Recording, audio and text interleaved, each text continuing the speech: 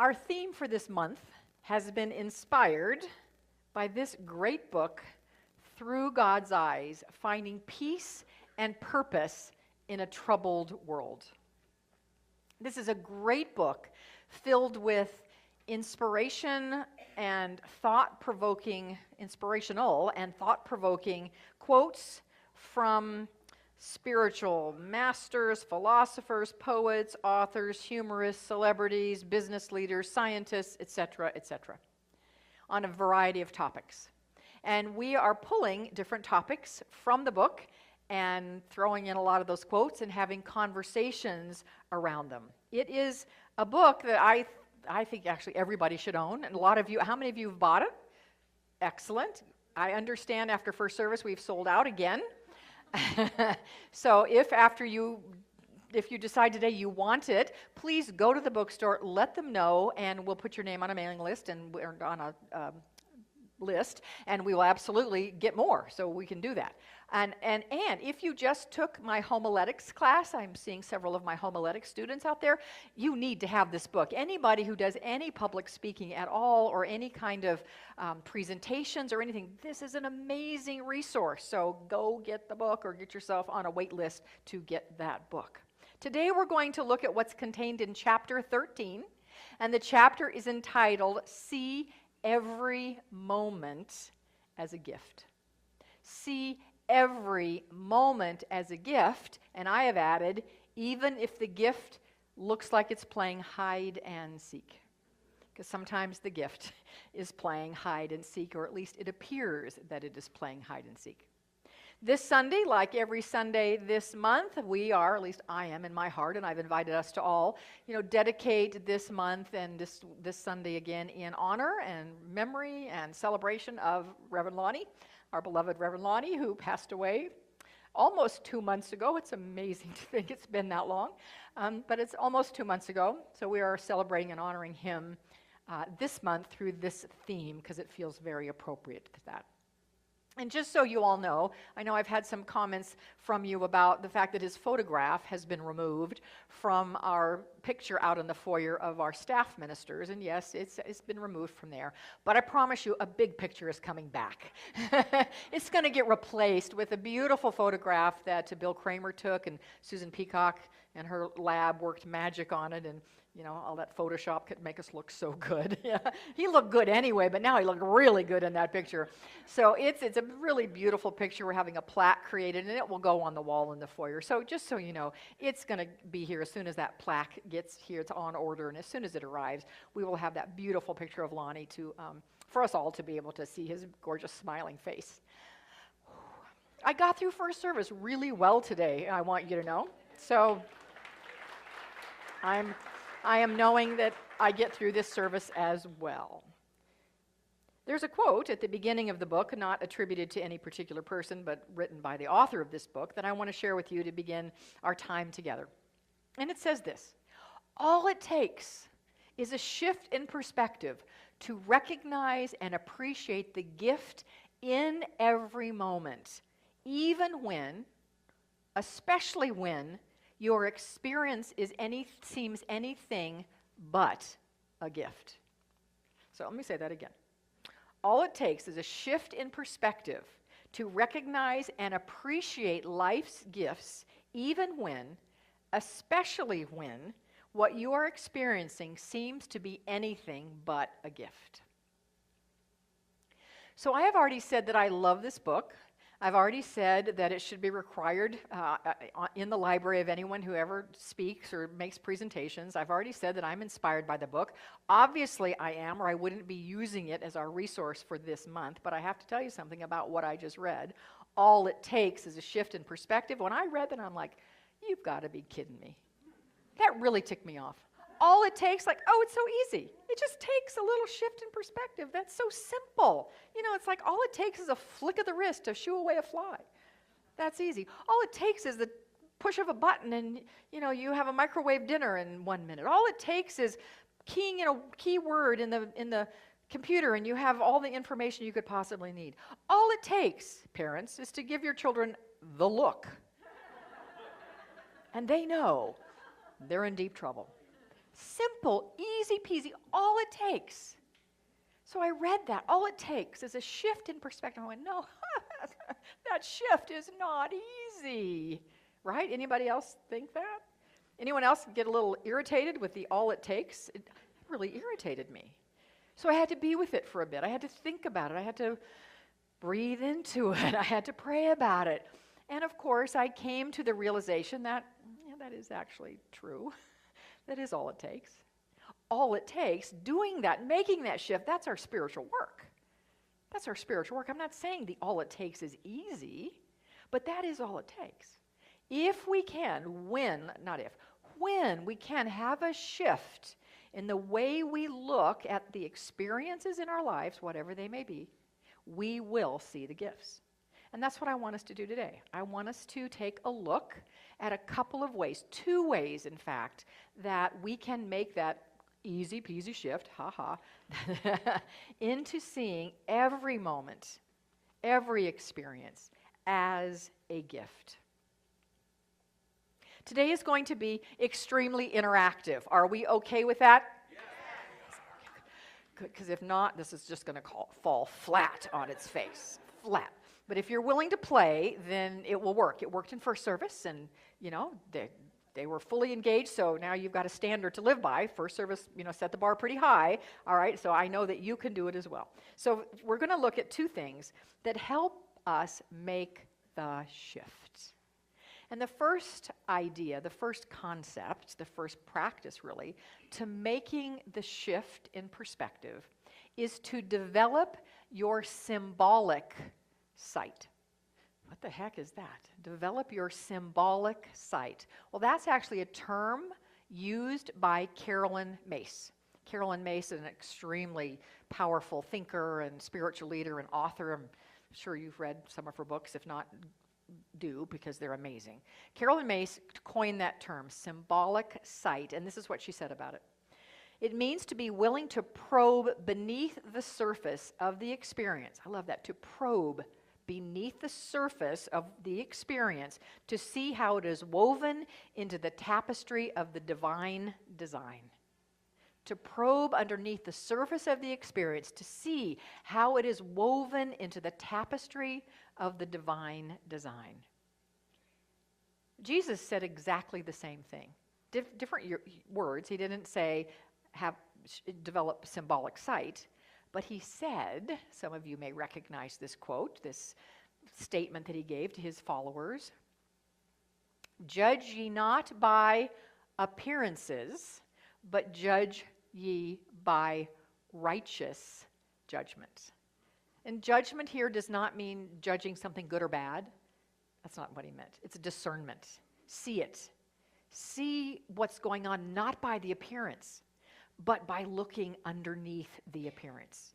So righteous judgment in that context, symbolic sight in our context, same thing exactly. And I love this that Ernest Holmes said about the quote from Jesus. On page 187 of our Science Mind textbook, he wrote, "During the process of life, many things may happen that appear to be destructive. We may pass through good fortune and bad.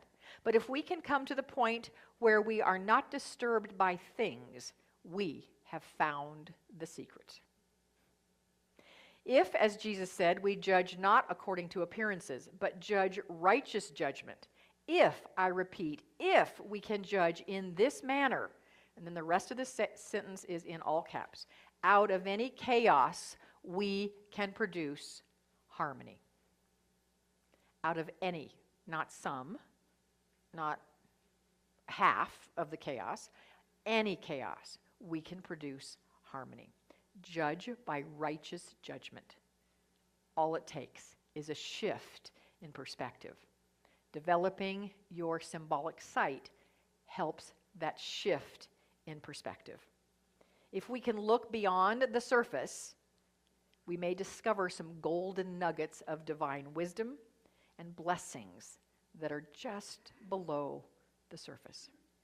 So I want you, here's your first interactive thing. It's a passive interaction. We're going to get actively interactive in a minute. But passive interaction here is that I suspect somebody sitting out there has got something going on in their life that they may not have be looking at it as a gift. You may not be seeing, I don't see the gift in this. Well, I invite you to think about this idea of symbolic sight. If you were to have symbolic sight around this, meaning you're willing to look beyond the appearance, as Jesus said, and see it with different eyes, if you're willing to be open to the possibility of beauty there, that beauty is in fact there. So I invite you to be thinking about something in your own life right now that you could apply this to, that you could today say, I'm going to start looking at this with my symbolic seeing rather than just looking at what's going on in the surface. Okay, so here comes your first opportunity to actively interact with me. And this is how it's going to work. Now, last week, I told you, if you were here and you remember, I told you last week that if you came today, you might get a gift. Remember? I said that. And what did you all, in a roar, say? Chocolate.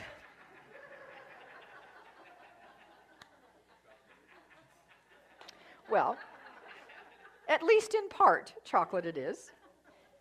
I wasn't really planning on the chocolate until you all did that, but looks like I've kind of got you trained. So here's how it works. I'm going to offer a quote from the book that applies to what we just said. And then I'm going to give you a hint as to who actually said it. And the first person who I hear yelling out, so that means you got to be loud, and you get it right, if who said it, you get a piece of chocolate. I'm going to toss it out. Fran's going to be my runner midway through because oh no, you're going to be, thank you, you're going to be my runner midway through. All right, so here's the first one. So what I said a moment ago is if we can dig underneath the surface with our symbolic seeing, we will see the beauty in whatever might be going on. Here's the quote. Everything has beauty, but not everyone sees it. Everything has beauty, but not everyone sees it, was said by someone who walked this earth long before Jesus did. He's a single-named Chinese teacher and philosopher. And I heard it coming from over here too, male voice. Who was it? Okay. Here we go, Chip. Yep. Oh, nice. Rock on. Good job, good job, good job. Everything has beauty, but not everyone sees it. But we can see it when we develop our symbolic sight.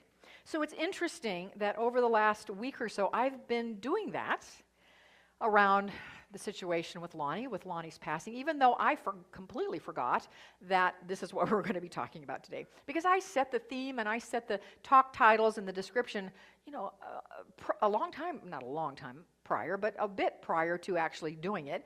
And my focus is always on the week coming up, not the weeks in the future. So I was not focused 2 weeks ago on what we were going to talk about today. I didn't even have it in my mind. But in the last 2 weeks, I have been really in this place of, okay, I know there are gifts in Lonnie's passing. I mean, that just sounds a little ugh, even to say that. But there have to be. There have to be. So what are they? So I had my eyes open. I didn't even have the term yet, symbolic sight, but now I know that I was developing my symbolic sight. And I found a couple. I want to share a couple with you. Well, the first one I actually got immediately, but I do want to say it, is that the gift is that my sweet beloved is no longer miserable, because he was kind of miserable physically for quite a while. A month, a little actually longer than a month. So he's not in that anymore. I'm so grateful. That's such a gift. He's happy and he's free and he doesn't have this body that's not working anymore, and I'm so grateful for that. So that's a big gift for him and for me, because it was very difficult for me to watch my love feel lousy. Another one for me, though, is, and I don't think I've ever said this probably because it was kind of a private thing, but I'll say it now, is for the last 5 years ago, he had heart surgery, and by the medical professions, he was a walking miracle. He shouldn't have been alive because of the heart condition that he had. But he functioned very well. We had some incidents throughout those 5 years. They were all pretty minor. He functioned well. But I have inherited from my beloved mother a bit of a worrywart nature. And I have done a lot to release the worrywart nature, and I'm pretty good about shifting the worrywart nature through the spiritual practices that I do. And it's still there a bit, and it really kicked in with him. So I really kind of spent the last 5 years on some level of alert, either yellow, orange, or red. depending on what was going on. I was pretty much always there. If he didn't answer the phone at home when I thought he should, oh my gosh, what's happened to him? If he didn't meet me at exactly the time he was supposed to meet me at some place, and he didn't carry a cell phone for me to call him, and he still doesn't care. No.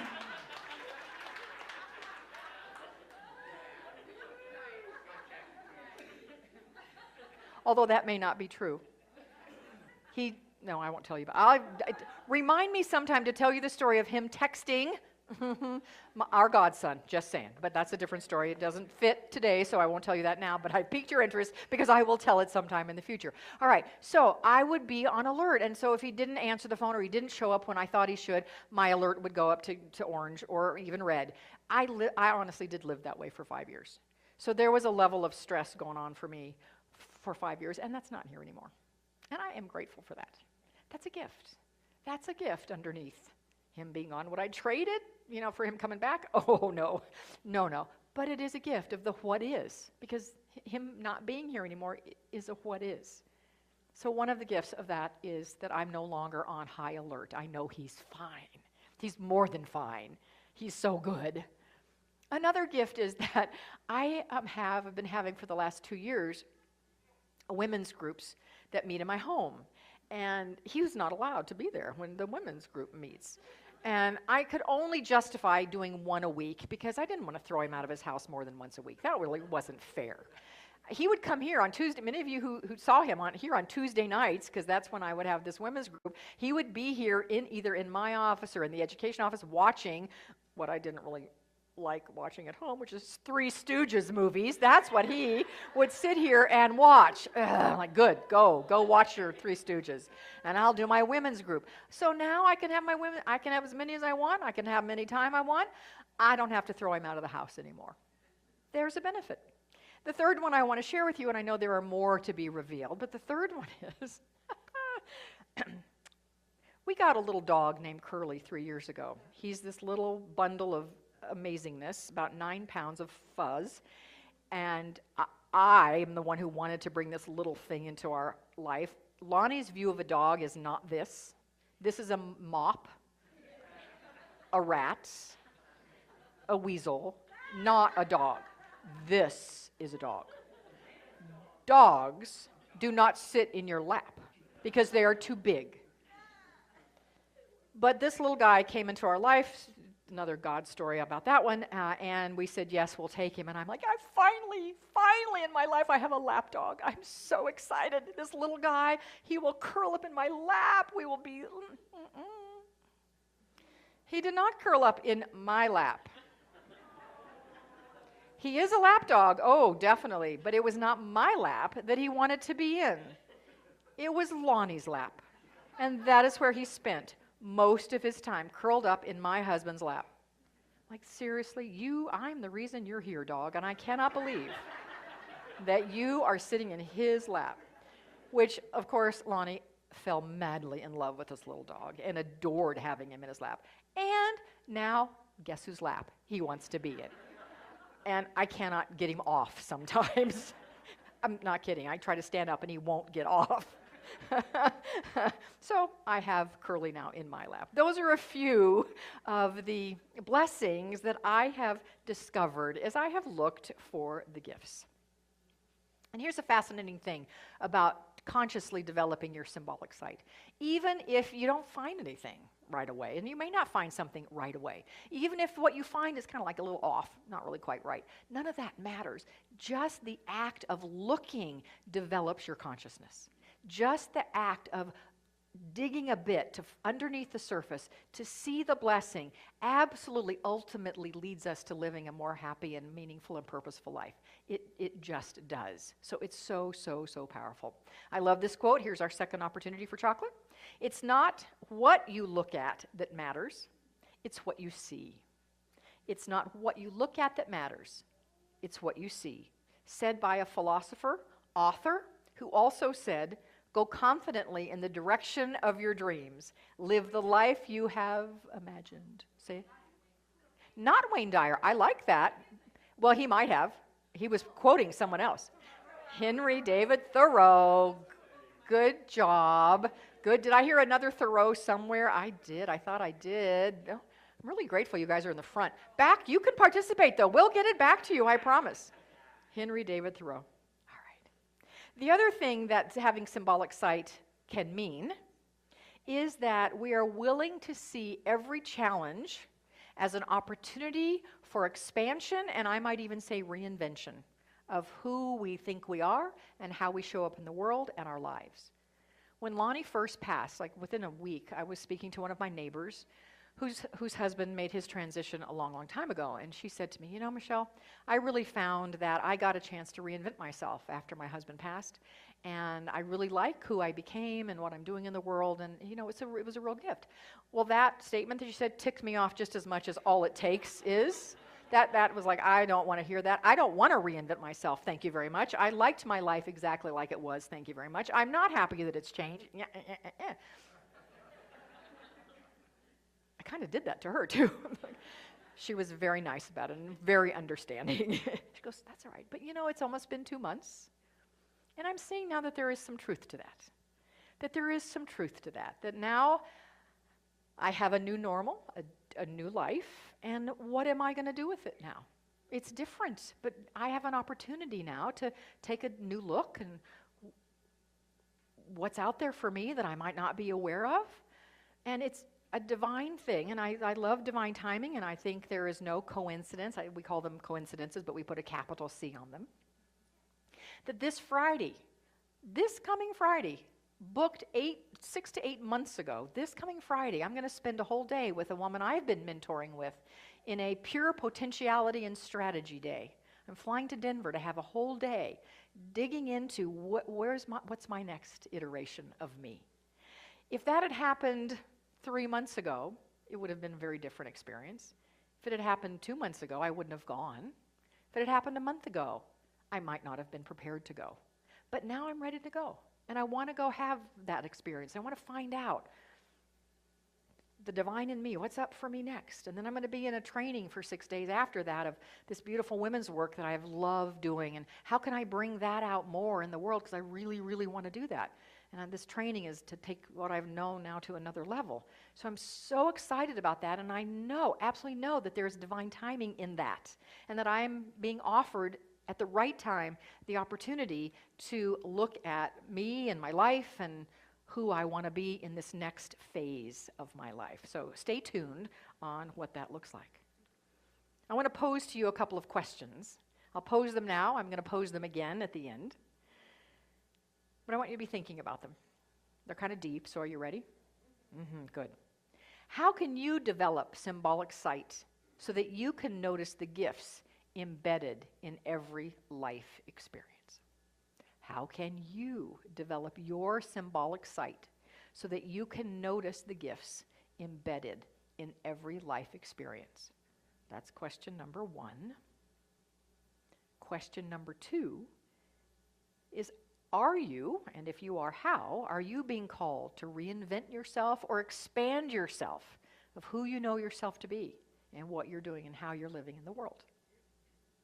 Simple little questions, right? All it takes is answering those questions. Think about those. Roll them around in your consciousness for a bit. I'll come back to them, but I want to speak briefly about the second way we can shift our perspective. A great way to do it is to get out of our own stuff, to get out of ourselves, to get out of our own angst, and I can say this because I've been there, out of our own pity party. And it is okay to have a pity party for a while. We need to. When something hits, something difficult, something challenging, something sad, a great loss, even a small loss, we need to give ourselves time.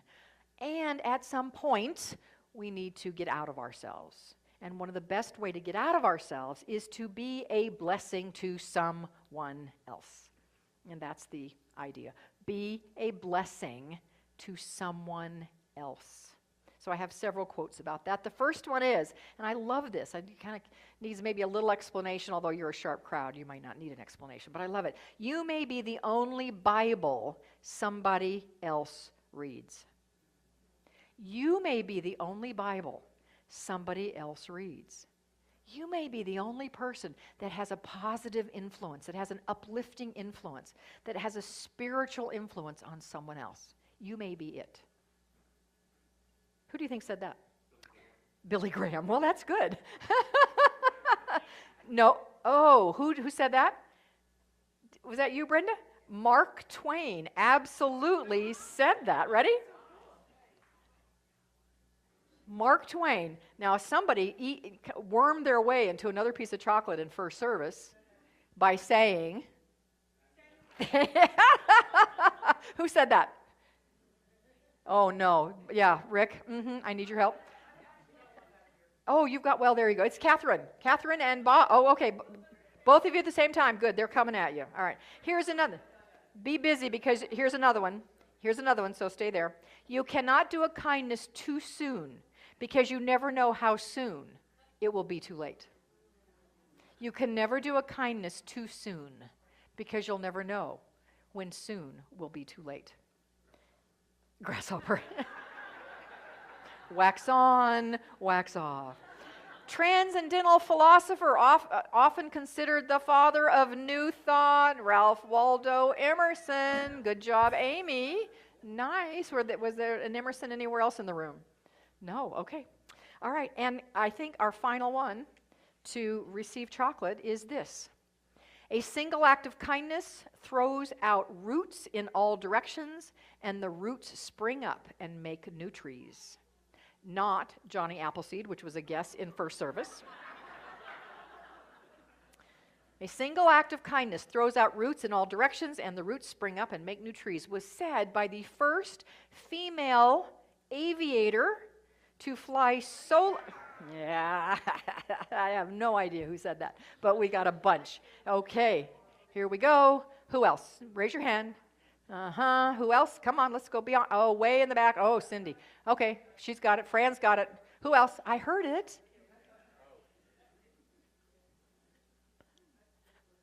Oh, did I make it? Oh, almost. Excellent. Carrie, you said it? Oh, sorry. Oh, I almost just got Amy right on the head. All right, good job. Good job. We got back there. Fantastic, fantastic. All right.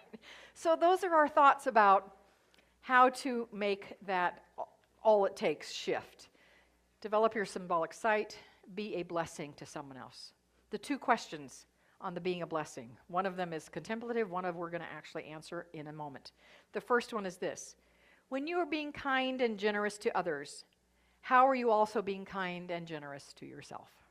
That's a great question to think about. When you are being kind and generous to others, how are you being kind and generous to yourself? The second one, which in just a moment you are going to answer, is what is one thing you can do today to make someone's day? What is one thing you can do today to make someone's day? Good. I love it. Hold on. Just hold your little horses. And the second piece of that is, will you do it today intentionally? Intentionally. Your mission is going to be to go out and do that today intentionally. Here's how this is going to go. I told you last week that you would receive a gift today if you came, and you all wanted chocolate, so some of you got chocolate. But you didn't all get chocolate. There is a gift for all of you here today, as a matter of fact. And we have a generous, kind-hearted donor who has given us handmade rope bracelets with 2 beads, and the beads are the eyes of God. And these are bracelets that you can wear to remind you to see life through the eyes of God. So the way this is going to work is we're going to do a reverse offering. You know what a reverse offering is? The plate gets passed and you get to take something out rather than put something in.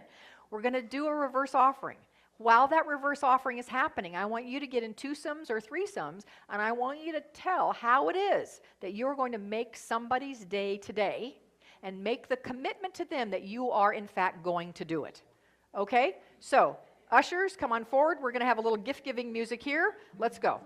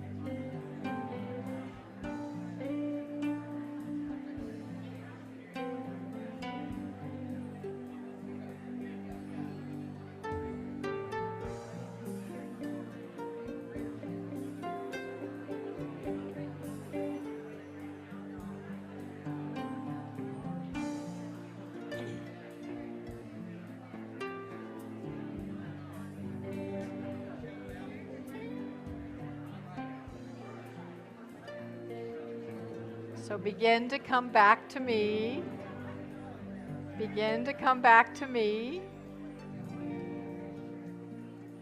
Wear those bracelets as a reminder to see life through God's eyes, to see every moment as a gift. I want to give you our final quote for today and then an opportunity to be with those questions for just a couple of moments. But I'm going to tell you who said this one. Eckhart Tolle. Life will give you whatever experience is most helpful for the evolution of your consciousness. How do you know this is the experience that you need? Because this is the experience you're having in this moment. Close your eyes. Let's contemplate our 3 questions. We've already answered the 4th one and shared the 4th one of how are you going to make someone's day, and you've made a commitment to that. But these 3 are contemplative. I invite you to even take these home and journal about them some more. But just in this beautiful space, and this energy of love, and this energy of openness, and this energy of willingness to see below the surface. Ask yourself, how can I develop my symbolic sight so that I notice the gifts embedded in every life experience? How can I develop my symbolic sight so that I can notice the gifts embedded in every life experience?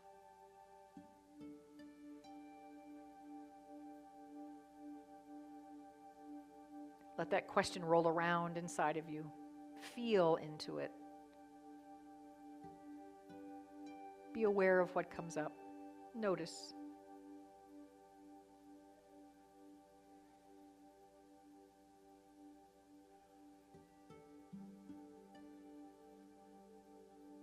The second question,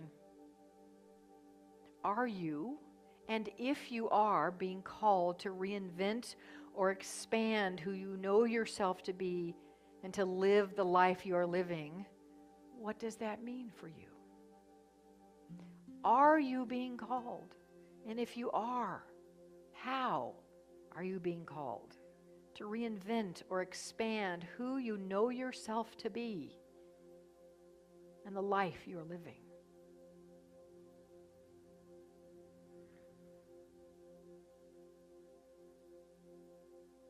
What comes up for you as you ponder that idea?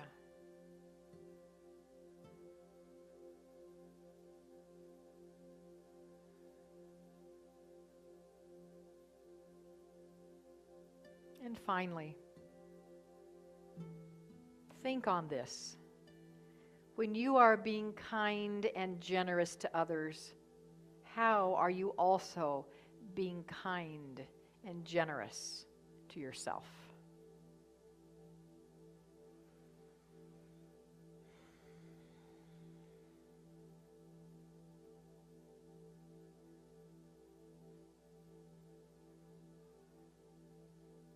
And I leave you this morning with this final thought. When you live every day of your life, viewing every moment as a gift, you become a gift to the world. And so it is.